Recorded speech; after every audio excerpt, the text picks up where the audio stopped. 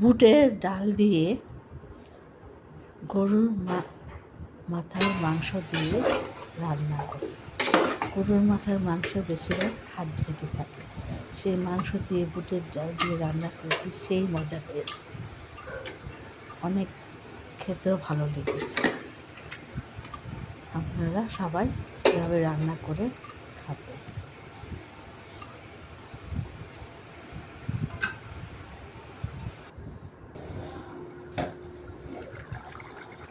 ঢেকে দিয়েছিলাম, ঢাকনা দিয়ে নেড়ে চেড়ে দেখলাম ডালটি সিদ্ধ হয়ে গেছে।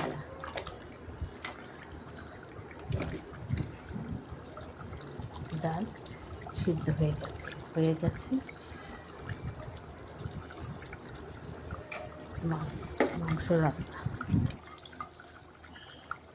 মাংস রান্না। সবাই ভালো থাকেন।